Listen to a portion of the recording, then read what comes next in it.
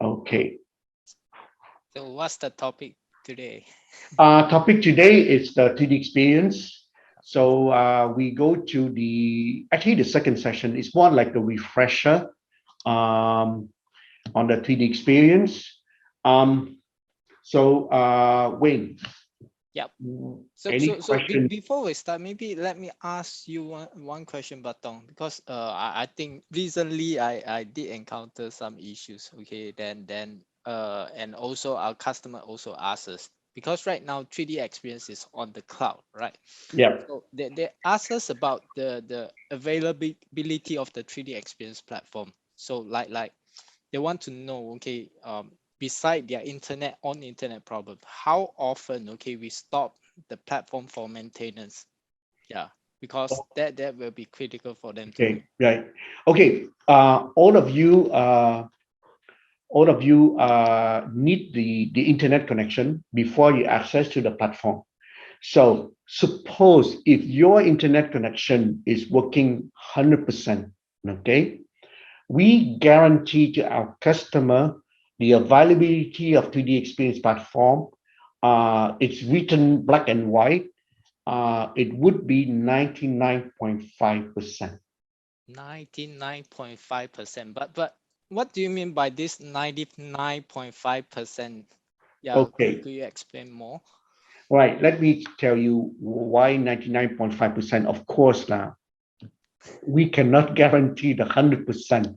Okay, we cannot guarantee the 100%. So it's written black and white on the SLA that we guarantee 99.5%, but 99.5% minus that the time that we use every month for maintenance. So we will use average 4 hours per month, and those are the maintenance that we plan, and most of the time that we announce to the customer when we do the maintenance. A lot of the time the maintenance is during the weekend on the Saturday or Sunday, but sometimes we do certain patch up, for example, as well. For example, recently, I don't know, you're aware of this. There's a loophole on the Apache server, and we found how to fix the error, and we patch it in the middle of the week. I think it's on a Tuesday, so we patch it. So roughly, uh, beside we take into account the maintenance and other things that we need to fix.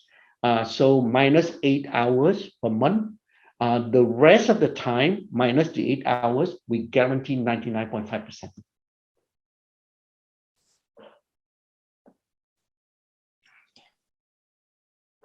Yep, that's good. So in okay, so from here, I also look at it. Okay, so because you mentioned that this 99% is being mentioned, okay, in the SLA, right? Over here, you see that there's a not part of the SLA calculation. So, what exactly is SLA? Okay, SLA is service level agreement. So this is out the contract that we have with our customer. Is all the term is included in that contract, and that contract is a public. Everyone know. You can go to the website www.pds.com/terms/SLA. You will see the contract. So the contract actually explain in detail for the customer what is the 99.5%. But in the meantime, if we have some downtime, and we will compensate the customer as well. And how do we compensate the customer? It's also included in the SLA. So remember, it's 99.5% per month. Okay. So if we compensate the customer, is we compensate the time of the month where the customer cannot access, but it's more about the platform. If the internet connection is get some trouble, well, that one we don't take responsibility, so we will not compensate if the customer has a problem with the internet, his own ISP provider. Okay. Then, okay. Then let's come to another questions that I would like to find out more, because since DS are the one that helping customer to store all this data, and how often, okay, do we actually back up the tenant, and then how long does all this backup, okay, from the system perspective, how long we keep all this data, okay, for the backup? Right. Do you get what I mean? So Yeah, it's yeah. I don't know what Bintech, you want to answer? fintech Okay. apps. Oh yeah, wait. Can you hear me? Yes. Yes. Sorry. Yeah, actually the backup is every day, and you keep for 7 days. Every day and 7 days. Yeah. So which means they every day, right? They do the backup until 7 day. On the 8th day, your first day will go, so they will continue Okay. from the first day again. Okay. Right. So that's mean the backup, the data center, they'll do the backup on a daily basis. Okay. And for the record, they only keep the last 7 days, right? Yeah. Mm. Okay. Yes, And correct. so And okay. yeah, That's mean in the case of any disaster happen to the servers or anything, okay, they can actually retrieve the backup and reuse it, right? Right. Yeah. um, during the, when we're talking about backup, right, the rules of the IT, any IT department, they get a backup. They always have 3 copy, so they keep 2 copy on site and 1 copy outside of the cloud center, the data center. They always do this. Now come to disaster like flooding or fire. People talk about RTO and RPO. Yep. Do you know what is RTO and RPO means? Yeah, I do know, okay, but I believe not all of you are aware about this RTO or RPO meaning. Okay, so basically RTO means the recovery time objective. Okay, RPO is recovery point objective. To put it simple, okay, because for all the backup mechanism and the backup industry, right, the data industry, they use these 2 terms. The first one, recovery time objective, okay, is to ensure that, okay, the service level, they must make sure the system, okay, to be recovered within 24 hours to prevent any system or data loss. For the recovery point objectives is meant for data. Okay, so they need to ensure, okay, the data, okay, must be recovered, okay, within 24 hours time frame. Okay, so to put it simple, the RTO is meant for the system, the infrastructure to keep on running, okay, to keep rerun again during a disaster, okay, within 24 hours. For the recovery point objectives, is meant for the data. Okay, Okay. right. So that means if the data center, something wrong with the data center, they get a fine. We guarantee that we will put another data center in order to run again for the customer within 24 hours. And the data will, in case of whatever happens, we will get back to the data on the last 24 hours for the customer. Correct. And how many data center do we have, for AP South, especially for AP South? Yeah, there are 2 data center, one in Singapore and one in Sydney. And both actually, they host both commercial and academia. Oh, okay. So, Yeah. so we separate actually commercial and academia. So, Yeah, that's right. okay, right. So now, okay, we have 2 data center. Okay. That's good. Mm. So moving forward, I have a question. What if one user move temporarily to another region? You mean if, let's say, this user originally let's say they're based in Singapore and currently they need to go overseas to other country and use the platform for a while. Yeah, business trip, for example, to China. Okay, so Yep. so in this case, right? Okay, if they need to actually get contact. Okay, the user need to contact their own platform administrator. Okay, because in the platform administrator dashboard, right, that the platform admin will be able to click on that particular user profile. Okay, go to the user settings. Okay, as a platform admin, you'll be able to select, okay, the user location. So if this company, okay, they purchase the license, okay, in Singapore, definitely they use our Singapore tenant, okay, the Singapore data center. So by default, the user location is actually Singapore. And then the platform admin, okay, will be able to set, okay, individually for each of the user, okay, where are this user based on. So if, let's say, this guy is going to move to going to travel to China, okay, because like in China, they have a different data center. They want to make sure that this guy can access the data quicker. What will happen is that he changed the settings, set this user to maybe to the Beijing or Guangzhou server. Then the guy will be able to access, okay, his data from the Beijing or Guangzhou data center. Okay, but there's a cost for that. Okay, why? Because imagine, okay, right now when you actually add this user to the Beijing data center, okay, we need to replicate the data from the Singapore data center to the Beijing data center, so the storage, okay, will increase. Okay. So Alright. that means they use more data storage. Yeah, they will use more data storage. Okay, and then someone may ask, okay, so if, let's say, the admin never change, okay, the user location, and this user travel to Beijing or other country in China, okay, or other cities in China, can he still access the data? The answer is yes. Okay, he's still able to access the data, trying to connect back to the Singapore data center and pull the data out. Okay, but it depends on the performance of the network and the firewall behind. Okay, so the accessibility and the performance might not be as great as you are accessing it from the ASEAN country. Okay.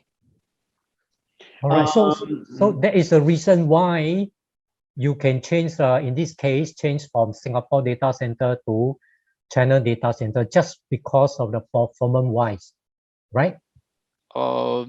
This one, okay, I think so. Yeah, it's for performance. Like access to correct. data is closer, and then also for China, maybe there's some other protection in China. So access to the server in China, I think is more reliable than access to the server from somewhere else. Yeah. So Okay. yeah, So it makes sense in that yeah, way. right. We do have some question on the chat box. We will answer at the end. But Okay. you guys still feel free to ask the question on the chat box. We will answer at the end. Now, when it comes to technical support, how the customer gets support for 3D experience on the cloud? Okay, so to get the support for the 3D experience for the car, okay, there are actually a couple of channels, okay, for you guys to access it. We have, okay, the first one, okay, that I would say is the IFRI 3D experience community. Okay, if, let's say, this customer is within one of the IFRI experience community, okay, part of the IFRI loop, okay, then they can try to use that as one of the tools. Okay, and then you guys as partner, okay, will be able to communicate with them, help them to understand the issue first. Okay, or the other way is that the user themselves, okay, or you as a partner can also help them to log the issues. Okay, if you really know that, okay, this is really a software or system potential defect, okay, you may use the 3D support applications, okay, in the platform to log support the request there. Okay, And the other way, okay, two other way will be a phone or either using the chat function, okay, either chat to you, okay, send a chat message, okay, to the partner and you as a partner to help them to raise the request, right? Or you may know the answer how to get around with some of the potential issue or challenges they face, right? So basically there are four ways, okay, it's kind of similar to what we have been doing, okay, on the desktop, but now in the cloud. We have specific apps, we have specific communities on top of the phone and chat, okay, function that we have. Well, it seems that there's a lot of ways, or four ways as I mentioned. So what is the best way? Or which tool should I use first? Phone first, email first, or partner, or what? Okay, the preference way with the cloud is using the if we experience community. So this is more like a stream community only for the customer, and access to that community is only DS, the partner, and the customer. So only three ways. From DS means the people working with you every day. So like me, being tech, Wayne, we access to that if we experience, but also our tech support also access to the if we experience community as well. Now, another thing that's going to change in the future, as you know, at the moment, right, we have one community per customer, and we have a big, huge tenant where we host all the stream community. In the future, it means next month, we will roll out a new if we experience where each of the customer will have their own tenant with a number of roles. We start first with the IFW, which is the Collaborative Business Innovator, with a certain number of users. We will decide later on we're going to put 5, we're going to put 10, and we will keep that tenant alive as long as the customer pay subscription. So they will have really collaboration with the partners and with us. So 3D experience, if we experience community, will be the preferred way to support this. Okay. Yeah, Ba-Thong, I can see from the slide here, there's a phone support 24/7. Yeah. So what is the number then? Right. So use only the phone number when you have a production stoppage. That means your tenant is not running anymore. So something that blocked everyone to access to the tenant, for example. So for that one, use the link below to find the numbers. Okay. And for AP South, the number is actually a phone number from India. So this is a real hotline, so someone will pick up the phone. So use that contact, 3ds.com support contact, call us, you will find the numbers. And based on where you are, where you travel to, where your tenant is, you can call that number. All right. All right.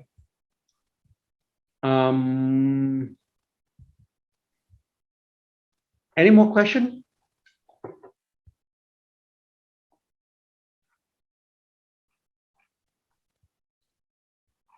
Yeah, maybe there's this question. Okay, there's one more question. Okay, because right now we're talking about all these like backup and the support, okay, mechanisms, okay, but there's always one question from the customers, okay, or potential customer that when talking about cloud is that what is the security, okay? So they always worry about the security. So how from our side that we can guarantee that the data is safe, okay, on the cloud, and then what kind of certification that we have, okay, to show them. Yeah. Okay, right. That one is the very, very, very tricky. To be frank, we in DS, we also work a lot on the security aspect of the cloud, because when it comes to cloud, people get asked how secure is it, what kind of access, what kind of login do we have, how my data is protected if someone steal my data, what to do, kind of things. Okay, we have many certification, but to name it, the number one certification is the ISO 9001. This is about quality. This is about the quality of our software development, but also is how we run the company as well. So we create a lot of documents. We have been audited. We change our own internal process to guarantee that our software developed in the proper way, the cloud support, the delivery, the deployment, everything has been tested with the proper procedure before we roll out to the customer. So 9001 is the key things about software development. That's including software quality, that including go through, you will hear a lot of things, what they call it SDLC, software development life cycle. That means when someone changed the code, do they get the approval? Who approved? What change they made to the code? So those, and then how long the code will last, how we manage version revision of our software. So all of this has been audited for ISO 9001. So if customer is asking you question about this, talk to us. We will provide you the ISO 9001 certificate to make sure that we follow those procedures. Now, another certification that you need to know is the 27001. And this one is more about the platform, how we deliver, how we implement, how we operate the platform. So that is one of those aspects. Now come to data protection. Then we will look at the 27701.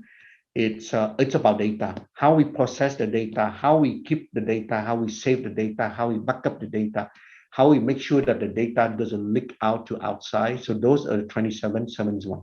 We have been audited, and the last time that someone, a third party, auditing us was 2019. And actually, we put it 2019, but actually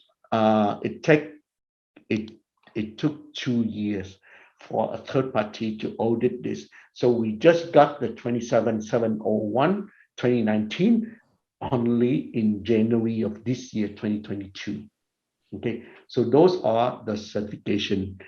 Beside this, I know when customers can asking you about certification, and sometimes what they're gonna do is they give you the whole questionnaire, and that questionnaire, it could go from 10 questions to 100, 150 questions, and you have to answer and follow that questionnaire.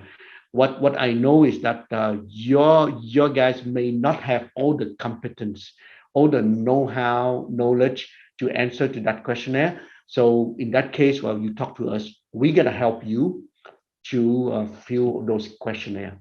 But we also start to fill the questionnaire many times already. We actually have accumulated a kind of like a database of those questionnaire. So then if we have another one, then easy, we can go to there, something that we already answer, we will put it there.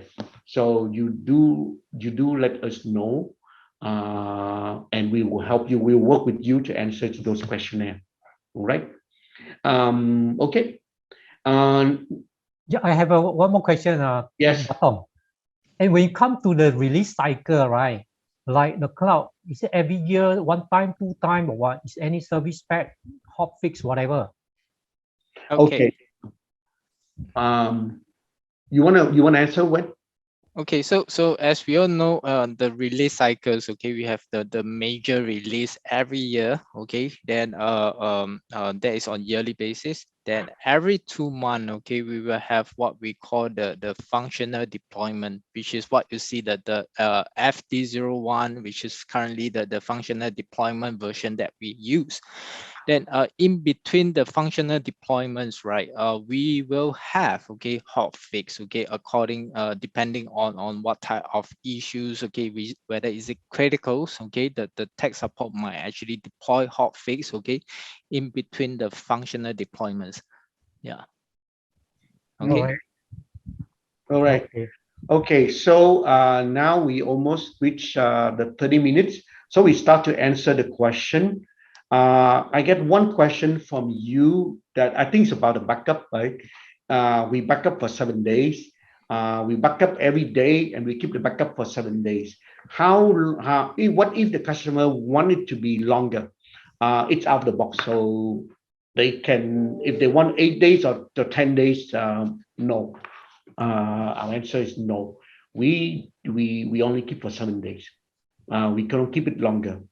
I also have another question from the other session that if a customer want a third party to do the backup for them, is it possible? It's definitely no. Is because for security. We don't know who are the third party, so we don't allow the third party to go to our cloud and do the backup. So no way we will allow a third party to go on our cloud to do the backup. That is definitely no. Even if you know, that's for your information, right? Our cloud team, they cannot access to the data center directly as well. It's not like you open your laptop and you do a remote access and then remote desktop and then you connect with the password. No, the system is secure in the way, and the practice, the current practice for the cloud is they have a server called the Bastion server. So the Bastion server connect to the cloud. So to do anything operation on the cloud, we have to go to another Bastion server, and from that server, it will run the command to access to the cloud. So we have one more layer. So no one can access to the cloud to do anything. A third party to do the backup, no way. Okay. And one of the customer from Joseph, if the customer decide at the end a subscription to the platform, what is the best practice? That one is something that we will talk on the last session. Yeah. It's the decommissioning a customer. When the customer say, okay, I don't want to use anymore. I want to get the data. So what's the best way to do? So we will talk again. So come back next week and you will find the answer for that. Yep. Okay. Any other question? So Oh, customization. When it comes to customization, how can partner do customization? 3D Cloud is pretty much out of the box. You can have configuration, something you can change the setting of the tenant, but the real customization, no. If you want to develop an apps for a customer, you need to be a partner of DS called CAA partners. So you have to go for training, you have to go for certification, sign up, and then you can create the apps for customer. next month. I think there's one more question. Uh, About the speed between Singapore, buy in Singapore and use it in India. From CCAT Fami, right? Yeah. So what they may see is a little bit of performance and installation maybe. If you use web apps, that's mean apps that run directly from the browser, you will face some performance issue is lower.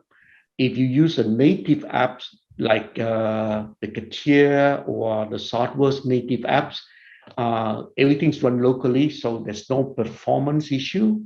except that the time that probably when you retrieve the assembly of the parts, or the time that you save it back to the cloud, you may see some performance issue, but that's all. But in the meantime, remember they also a compliant issue. You have the customer, especially from the native apps, right? Native apps means you have to buy the software from where you use it, right? So you cannot just go overseas and then use it. Normally, we allow for people to travel, they use it. We allow for 30 days. So 30 days you can use, no issue with this. More than 30 days, you have to buy the software. So what did we call? There's two type of apps, right? The WA, WU. WA usually is you can use everywhere. WU no. But then also a term what we call extended enterprise user and remote access. So you look at the role itself. If the role is remote access, means you can use from outside the location where you work normally. And extend user mean you can give that role to someone who is not working inside your company. They're working on another company, another third company. So you look at that roles, whether the role is remote access and extended enterprise user, to make sure that there's a compliant, you are compliant with all the license things from DS.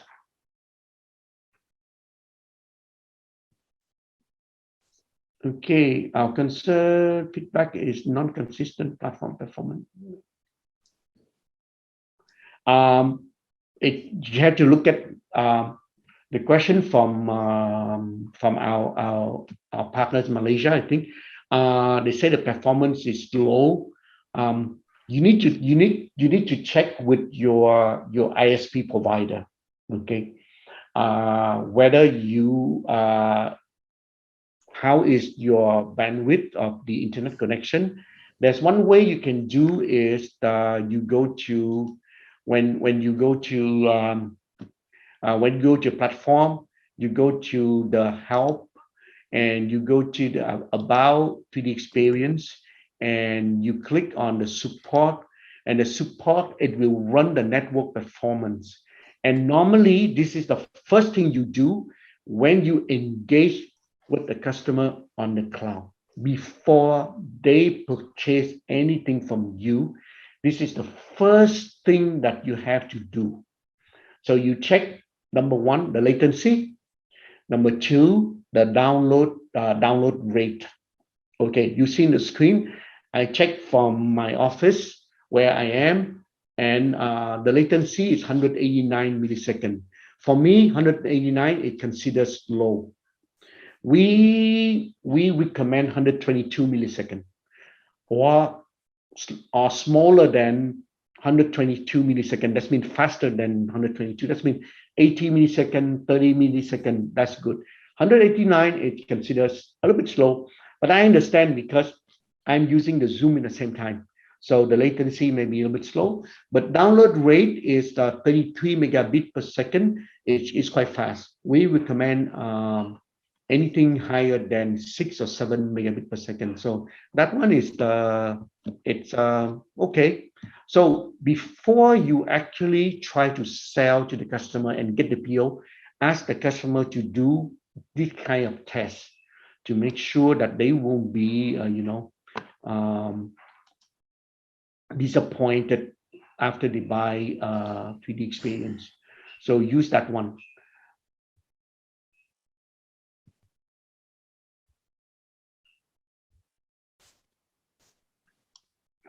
What is there's another question from, what is the customer legal right even that their data is breached? Their data is not breached. The only way that their data can be leaked is themselves. The data is under control. The data is actually under control of the customer. We don't access to the cloud, and our cloud are very secure. Very, very secure. We have been audited many times. We do testing. We encrypt the data We're going to encrypt the data in the data center as well. So won't happen. I would not say it may not, but likely not. Likely not. And pretty much like 99.9% data will not leak out unless someone in the company, the customer, an employee take the data out. But otherwise, it won't happen. But in the other hand, you have to know once your data is saved on the cloud, or especially design data saved on the 3D space, the only way you can export the data is through XML. And nothing you can do with XML other than review the things, but you won't get the native data. That's for sure. Any things that we have to pay the customer? No, because we guarantee data will not leak. The only way it can be leaked is someone in that customer has the access, has the passwords, have the login to extract the data. That's the only way so far today. I pretty much sure on this, guarantee on this.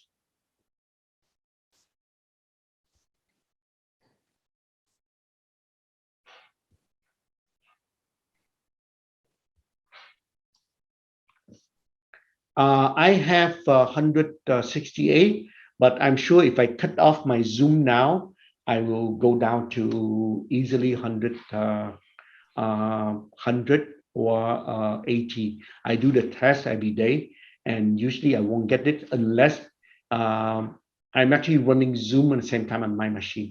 That's why I get 168.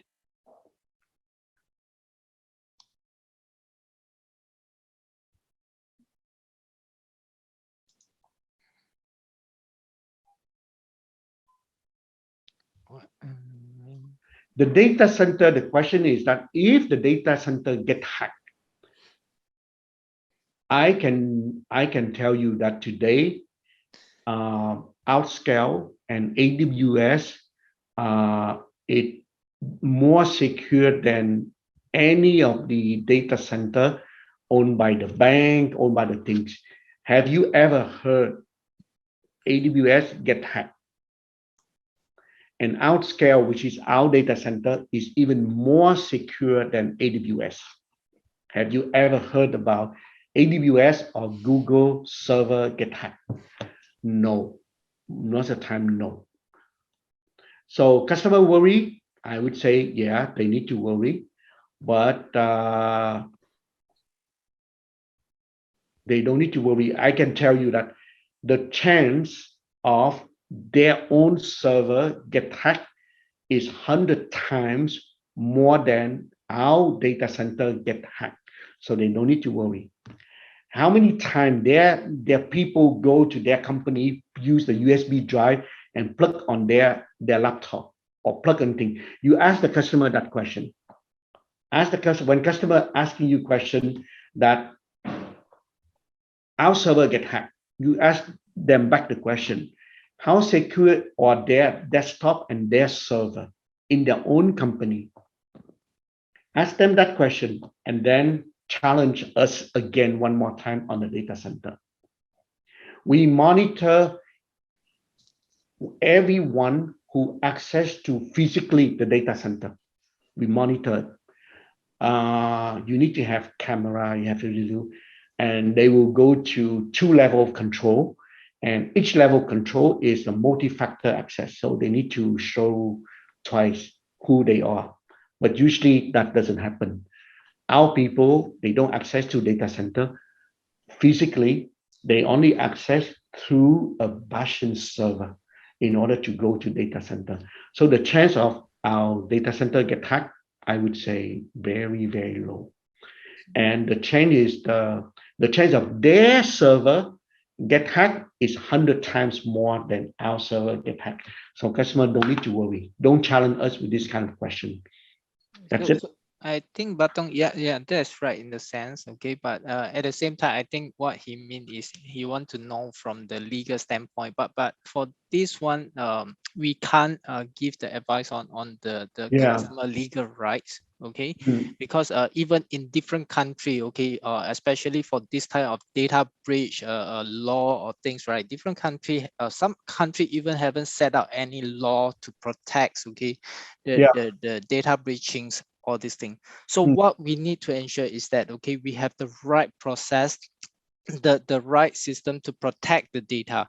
And then you see, we even go through the very tough part, okay, ensure that we certify according to the industry standard with all these ISO 27701, all this which is the market benchmark on the security for the clouds, SaaS and PaaS platform, or even the IaaS platform, all this certification.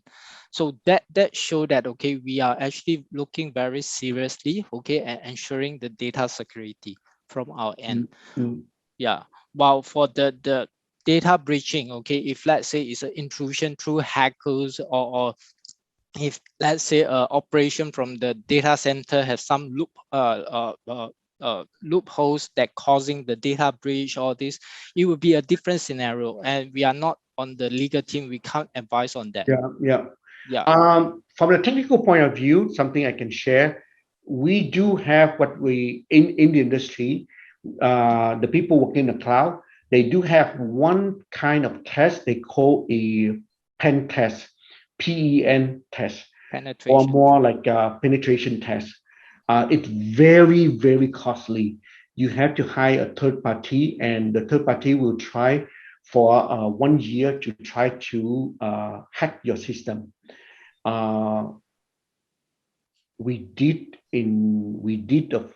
think we did the pen test last year, and there's many level. I think we passed the level 3 pen test, and we don't do with all the tenant, but we do with some of the important tenant because it's very costly.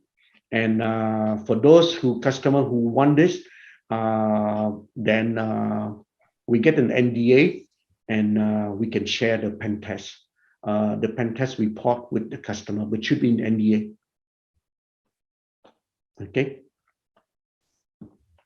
And then if they want to do the pen test on their own one, they have to share the cost with us.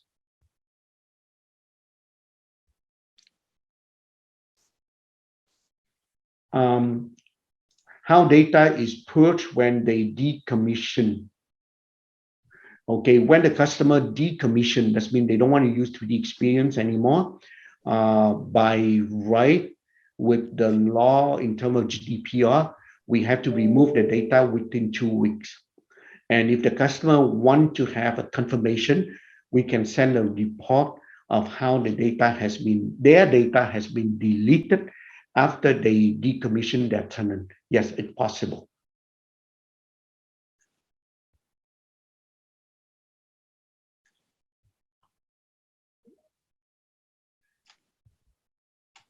But to make sure that the data is deleted, that's why we cannot access, because we don't access to the data to the tenant where the data of the customer is host. So we don't access to this. So no way we would know whether the data is really deleted or not. It's under the control of the customer. It's like we give that server to the customer and entirely under the control of the customer. And from that moment, we don't access to that tenant anymore to know whether data is really delete or not delete or not. That's one we don't know. We don't know. So we cannot give the paper to the customer, say that yes, after the customer deleted, it's really deleted. That's one we have no idea.